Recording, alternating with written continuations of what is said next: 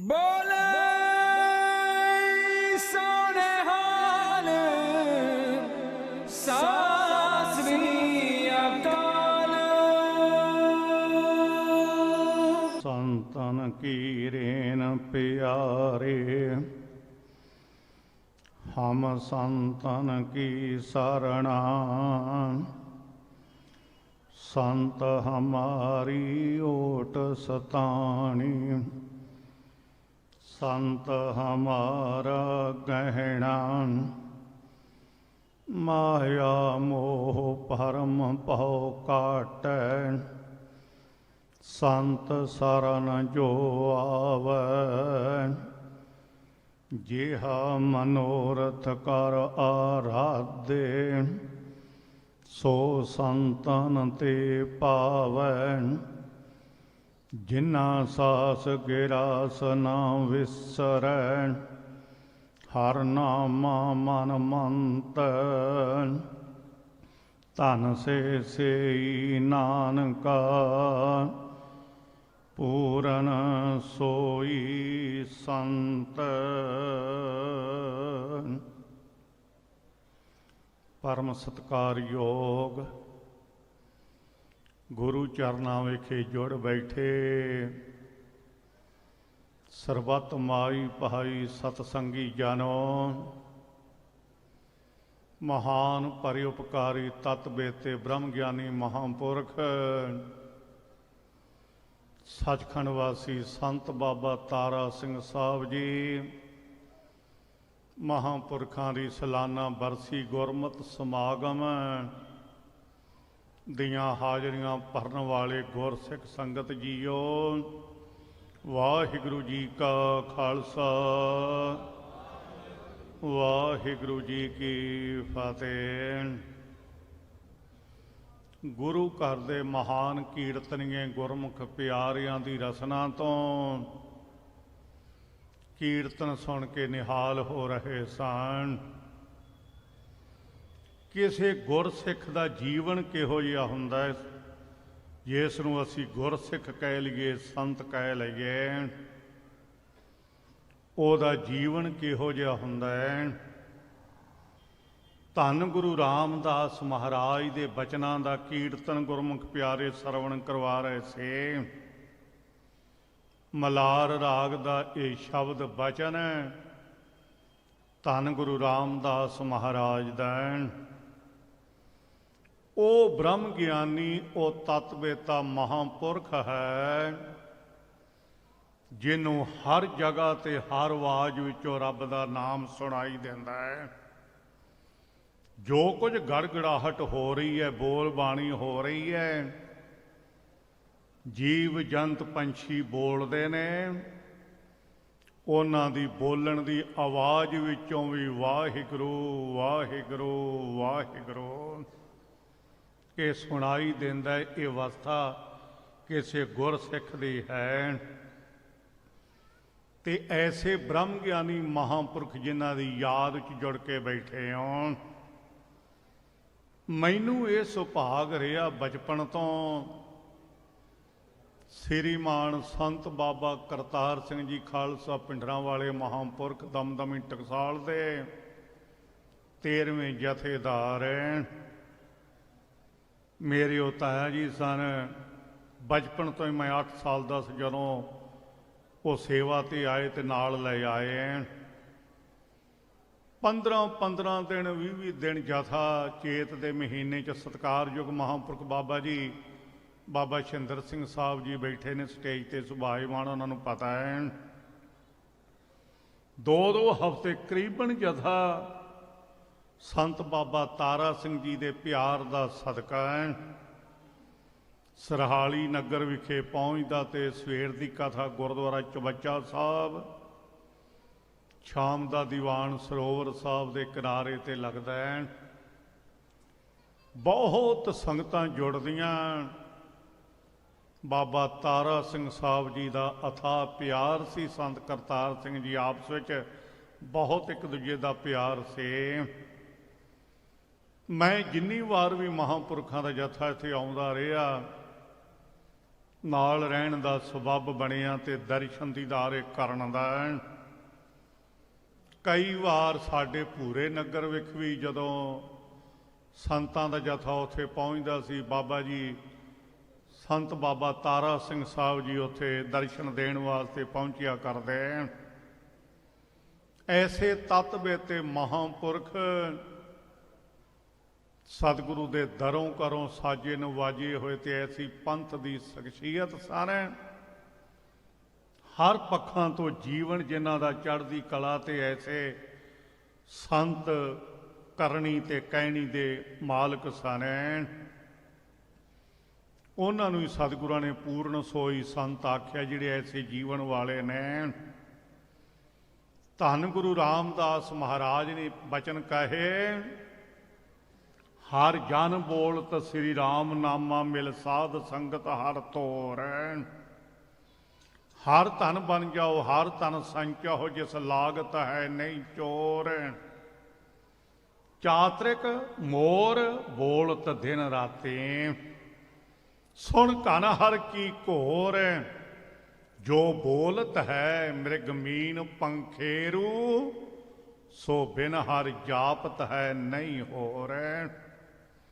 ਜਿੰਨੀ ਆਵਾਜ਼ ਆਉਂਦੀ ਉਹ ਰੱਬ ਦੇ ਨਾਂ ਦੀ ਸੁਣਾਈ ਦਿੰਦੀ, ਹੋਰ ਸੁਣਦਾ ਹੀ ਕੁਛ ਨਹੀਂ। ਇੱਕੋ ਇੱਕ ਵਾਹਿਗੁਰੂ ਪਰਮੇਸ਼ਰ ਦਾ ਨਾਮ ਹੀ ਉਹਨਾਂ ਗੁਰੂ ਕੇ ਪਿਆਰੇ ਮਹਾਂਪੁਰਖ ਤਤਵੇਤਿਆਂ ਨੂੰ ਸੁਣਾਈ ਦਿੰਦਾ, ਹੋਰ ਕੁਝ ਨਹੀਂ ਸੁਣਦਾ। ਇਹ ਅਵਸਥਾ ਬਣਾਉਣੀ ਪੈਂਦੀ ਹੈ, ਪਹਿਲਾਂ ਯਤਨ ਕਰਨਾ ਪੈਂਦਾ ਹੈ। ਮੰਜ਼ਿਲ ਹਰ ਕਿਸੇ ਨੂੰ ਨਸੀਬ ਨਹੀਂ ਹੁੰਦੇ। 3 ਆਦਮੀ ਤੁਰੇ ਜਾਂਦੇ ਸੀ, ਕਹਿੰਦੇ ਚੇਤਰ ਦਾ ਮਹੀਨਾ ਸੀ, ਕਣਕ ਦਾ ਖੇਤ ਸੀ, 3 ਬੰਦੇ ਤੁਰੇ ਜਾਣ।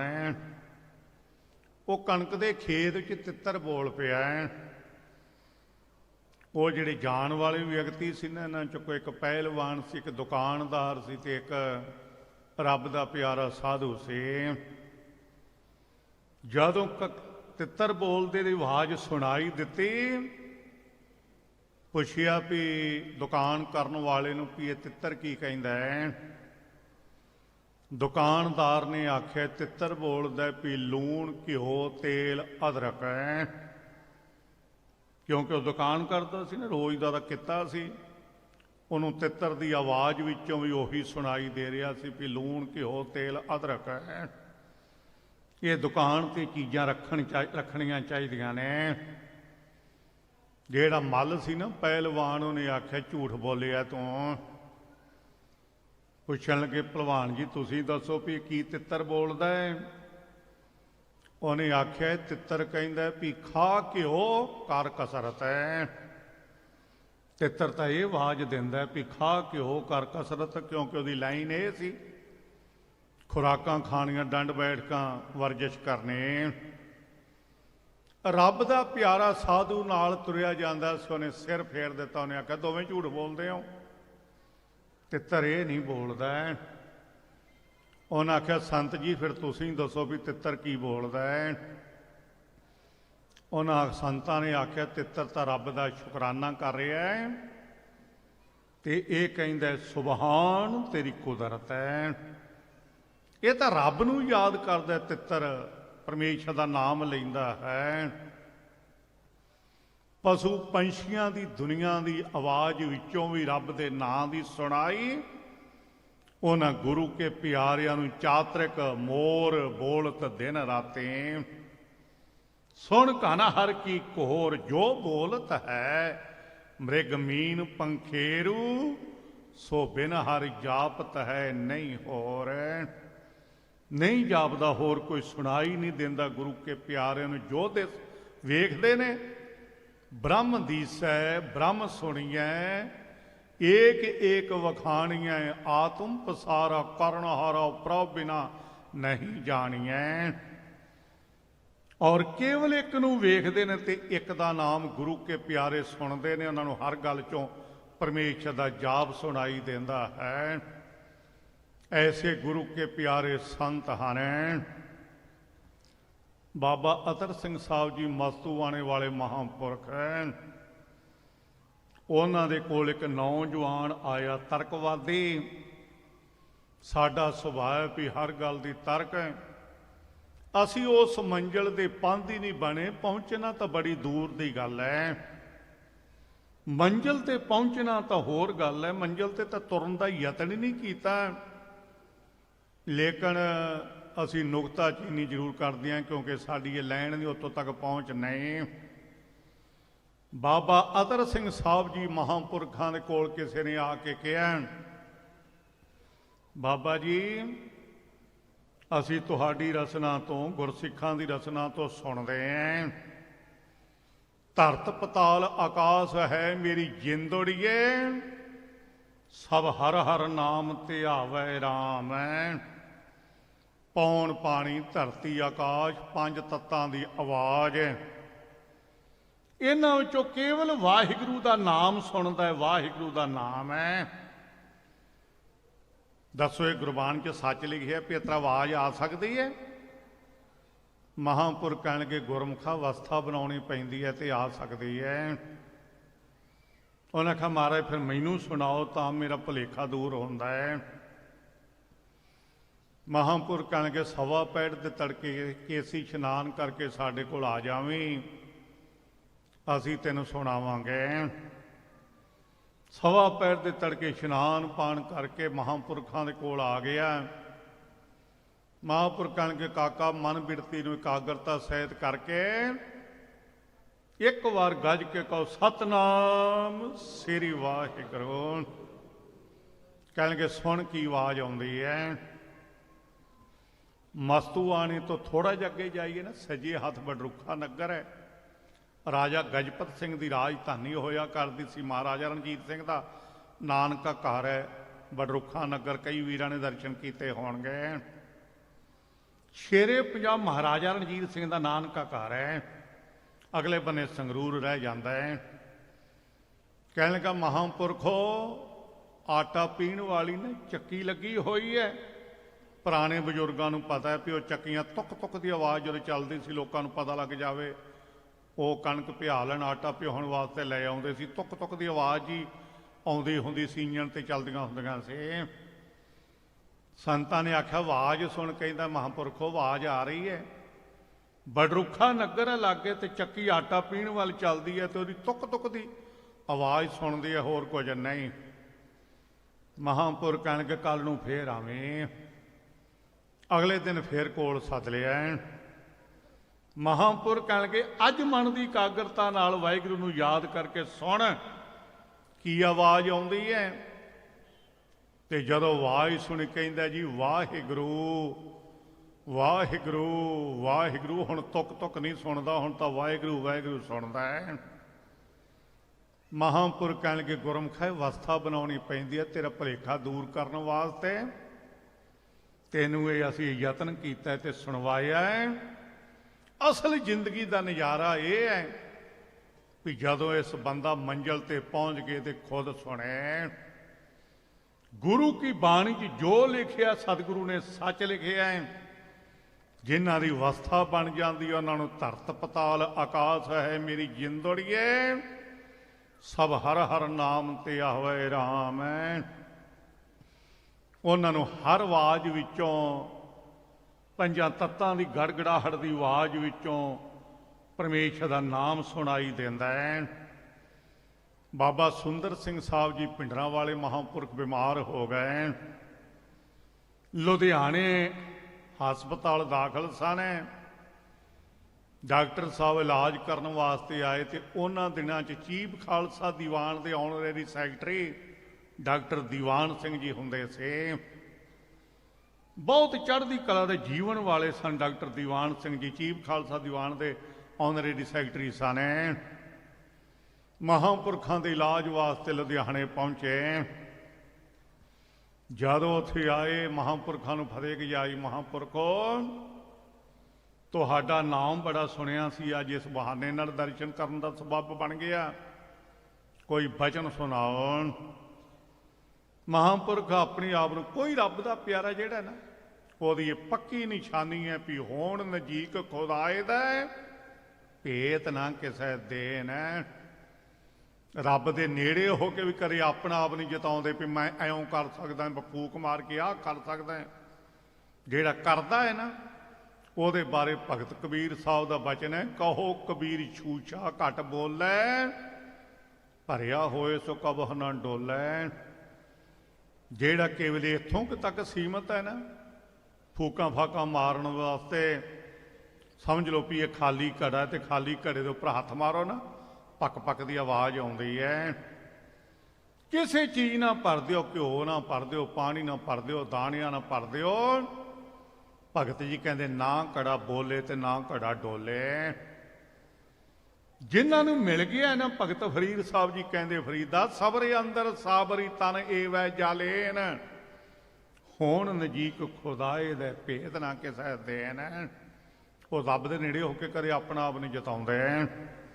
ਸੰਤ ਜੀ ਕੋ ਬਚਨ ਸੁਣਾਓ। ਮਹਾਂਪੁਰ ਕਹਿਣਗੇ ਡਾਕਟਰ ਸਾਹਿਬ ਅਸੀਂ ਤਾਂ ਬਿਮਾਰ ਪਏ, ਅਸੀਂ ਬਚਨ ਕੀ ਸੁਣਾਉਣਾ, ਸਾਡਾ ਪਹਿਲਾਂ ਇਲਾਜ ਕਰੋ, ਤੁਸੀਂ ਕੁਝ ਸੁਣਾਓ।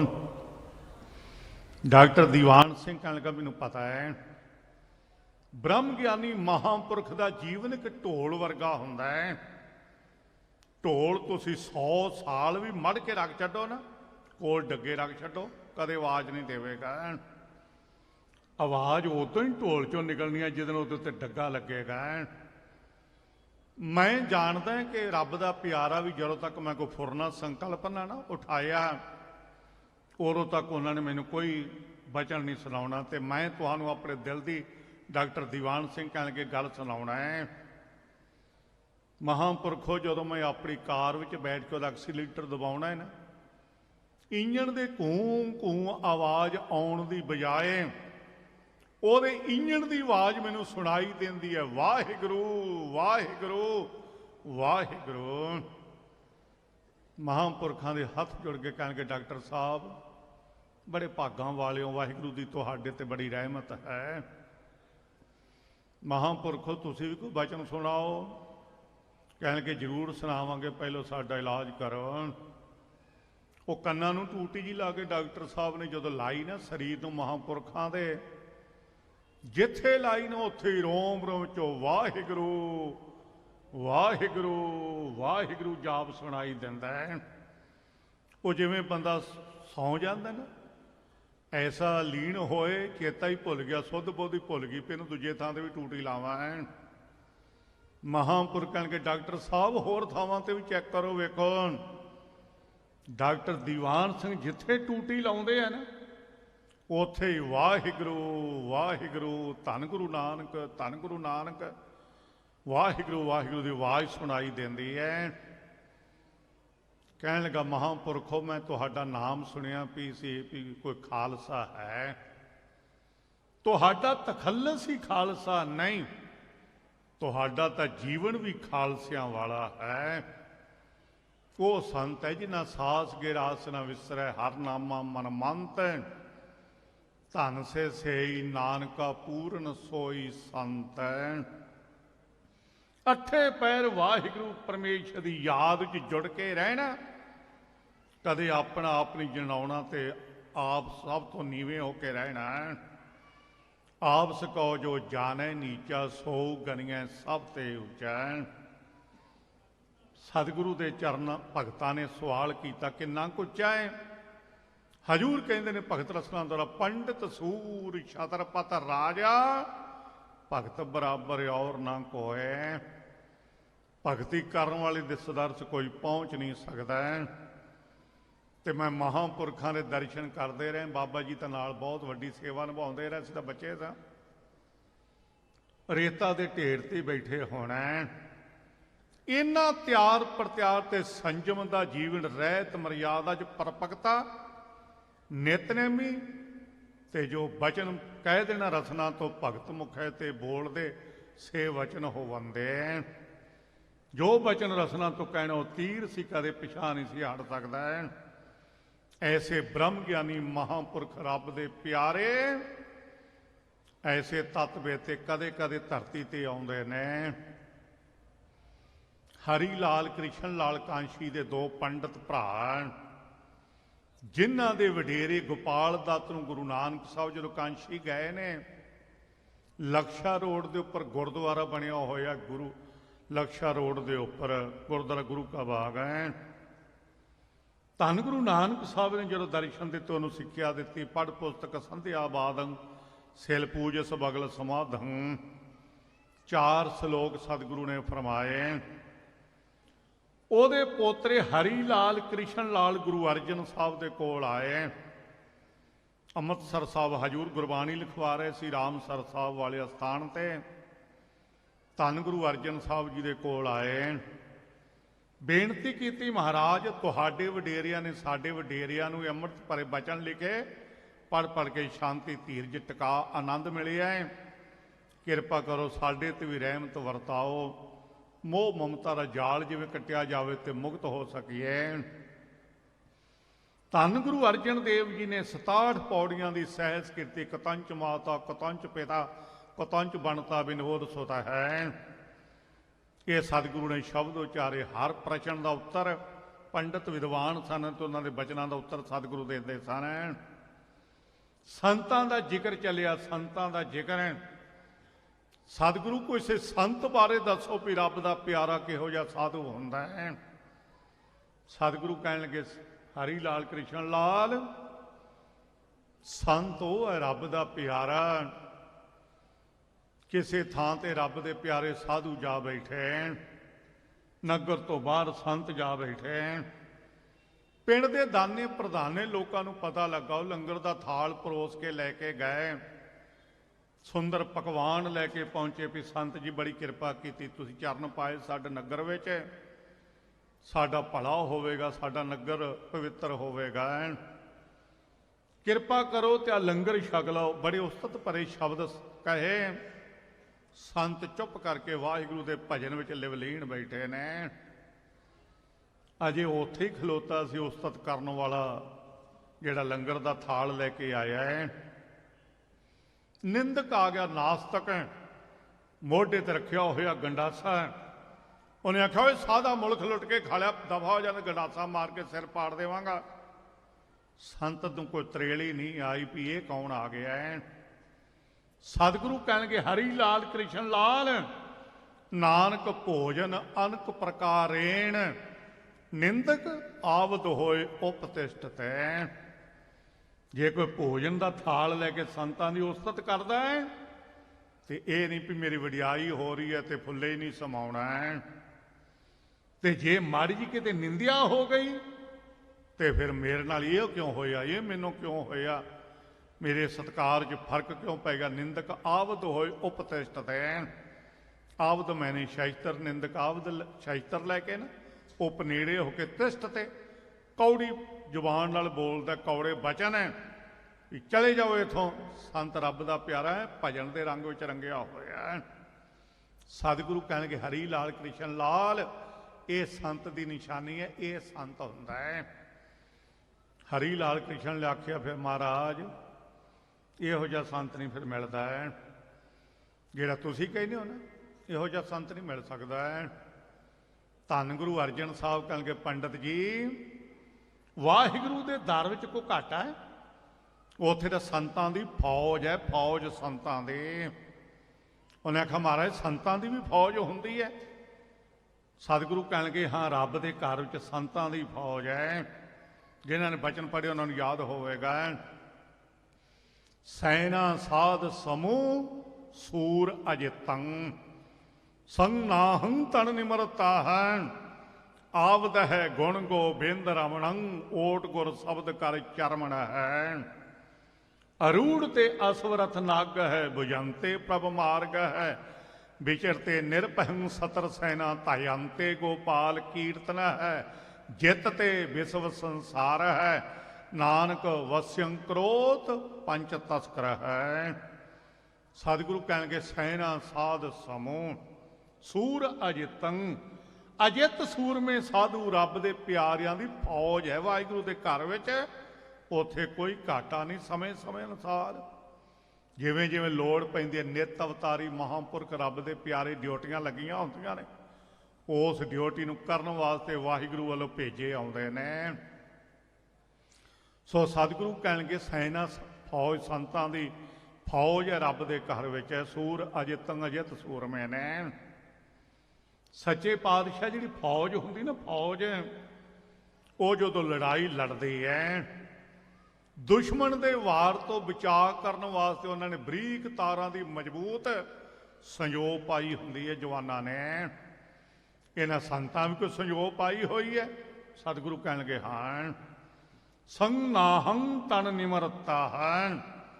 ਜਿਹੜਾ ਨਿਮਰਤਾ ਦਾ ਗੁਣ ਹੈ ਨਾ ਗੁਰਸਿੱਖਾਂ ਵਿੱਚ, ਰੱਬ ਦੇ ਪਿਆਰਿਆਂ ਵਿੱਚ ਹੈ, ਇਹ ਸਤਿਗੁਰੂ ਕਹਿਣਗੇ ਸੰਜੋ ਪਾਈ ਹੈ ਸੰਤਾਂ ਨੇ। ਨਿਮਰਤਾ ਦਾ ਗੁਣ ਗੁਰਮਤਿ ਹਿਰਦੈ ਗਰੀਬੀ ਆਵੈ। ਨਿਮਰਤਾ ਜਦੋਂ ਅਸੀਂ ਗੁਰੂ ਨਾਨਕ ਦੇ ਘਰ ਵਿੱਚ ਵੇਖਦੇ ਹਾਂ ਨਾ, ਜਦੋਂ ਗੁਰੂ ਦੇ ਸ਼ਬਦ ਪੜ੍ਹਦੇ ਹਾਂ ਤੇ ਹੈਰਾਨ ਹੋ ਜਾਈਦਾ ਹੈ। ਰਹਿ ਰਸ ਪੜ੍ਹਦੇ ਭਾਗਾਂ ਵਾਲੇ ਗੁਰੂ ਕੇ ਪਿਆਰੇ। ਧੰਨ ਗੁਰੂ ਨਾਨਕ ਸਾਹਿਬ ਸੱਚੇ ਪਾਤਸ਼ਾਹ ਦੇ ਬਚਨ ਹੈ।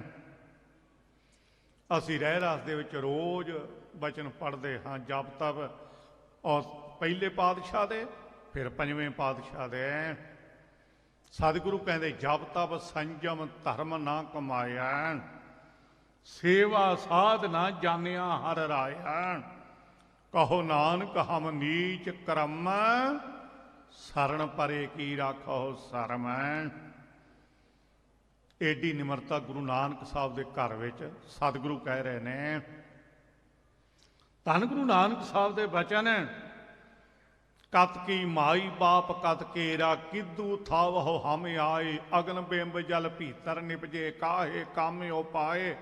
ਮੇਰੇ ਸਾਹਿਬਾ ਕੌਣ ਜਾਣੇ ਗੁਣ ਤੇਰੇ, ਕਹੇ ਨਾ ਜਾਨੀ ਔਗਣ ਮੇਰੇ। ਕੇਤੇ ਰੁੱਖ ਬਿਰਖ ਹਮ ਚੀਨੇ, ਕੇਤੇ ਪਸ਼ੂ ਉਪਾਏ। ਕੇਤੇ ਨਾਗ ਕੁਲੀ ਮਹਿ ਆਏ, ਕੇਤੇ ਪੰਖ ਉਡਾਏ। ਹਟ ਪੱਟਣ ਬਿਜ ਮੰਦਰ ਭੰਨੈ, ਕਰ ਚੋਰੀ ਘਰ ਆਵੈ। ਅੱਗੋਂ ਦੇਖੈ ਪਿਛੋਂ ਦੇਖੈ, ਤੁਝ ਤੇ ਕਹਾਂ ਛੁਪਾਵੈ। ਤਟ ਤੀਰਥ ਹਮ ਨਵਖੰਡ ਦੇਖੇ, ਹਟ ਪੱਟਣ ਬਾਜ਼ਾਰਾ।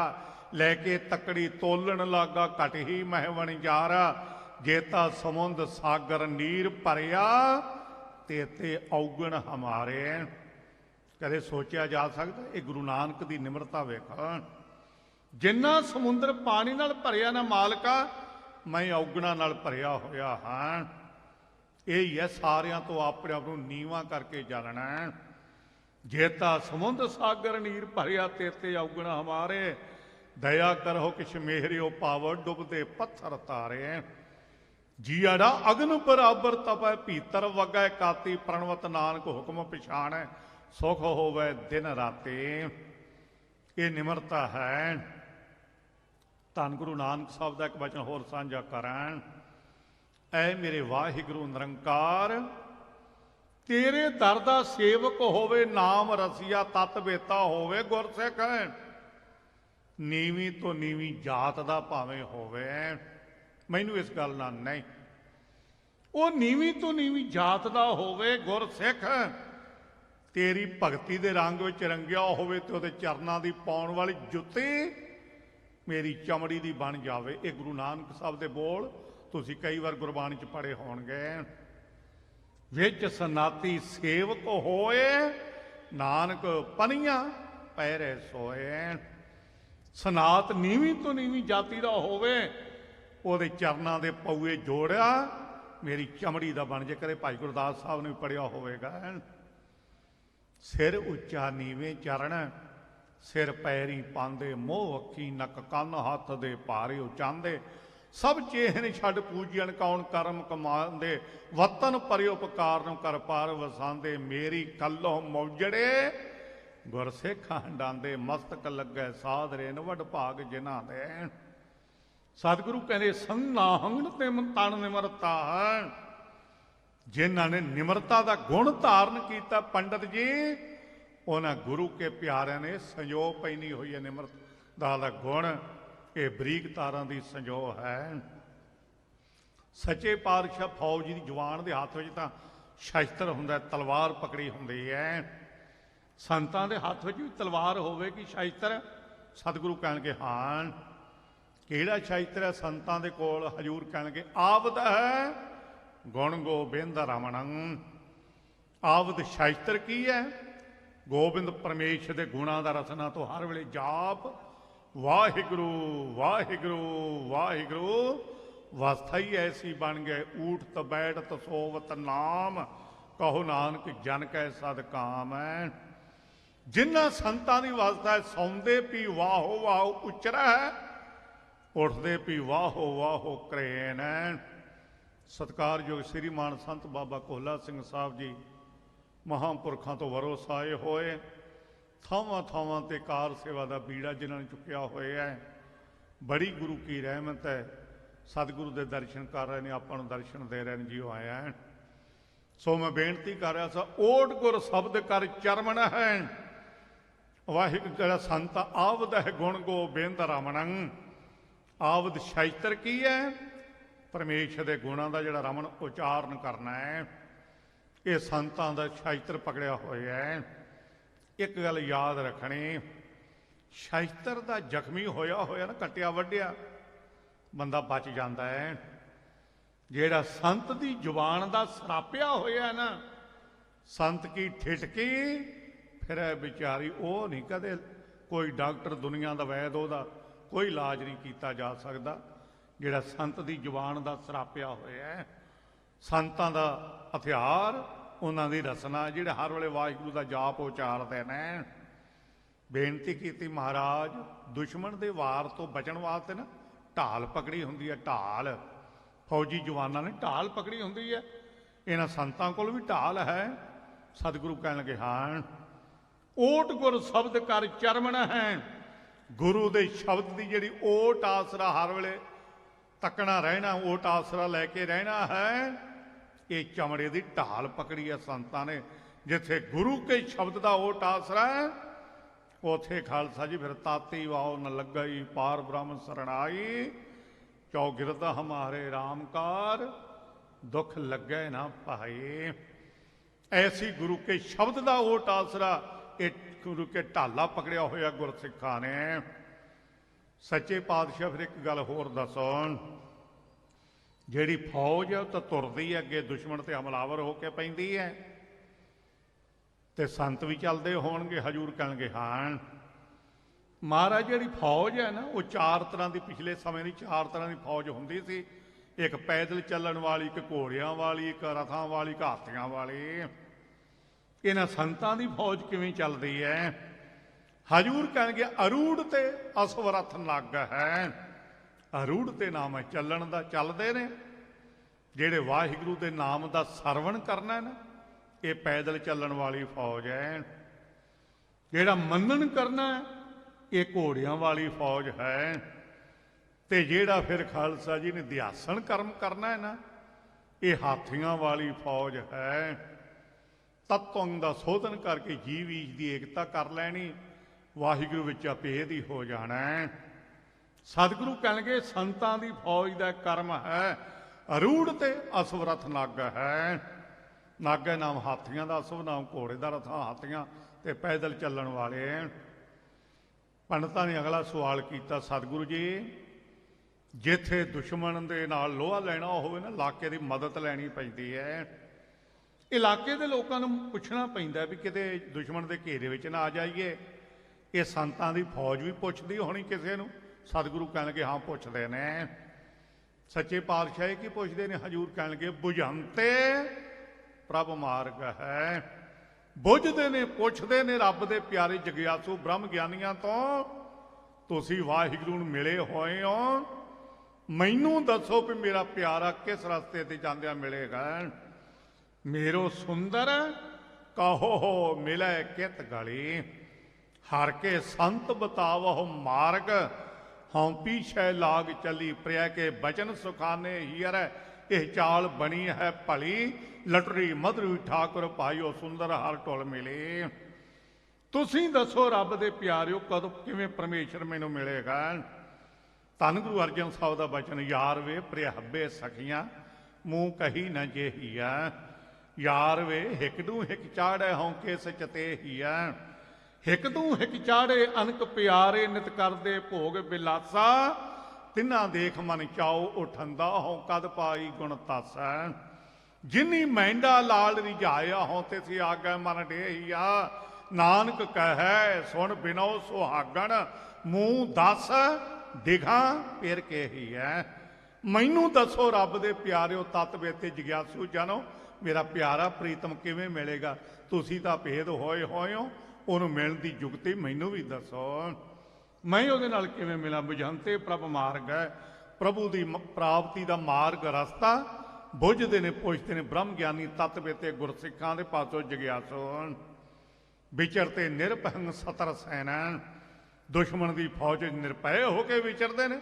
ਨਾ ਕਦੇ ਕਾਮ ਦਾ ਫੁਰਨਾ ਨੇੜੇ, ਨਾ ਕ੍ਰੋਧ, ਨਾ ਲੋਭ, ਨਾ ਮੋਹ, ਨਾ ਹੰਕਾਰ, ਨਾ ਕਿਸੇ ਨਾਲ ਈਰਖਾ ਦੁਐਖ, ਨਾ ਕੋ ਬੈਰੀ ਨਹੀਂ ਬੇਗਾਨਾ। ਇਹ ਸੰਤ ਦੀ ਨਿਸ਼ਾਨੀ ਹੈ।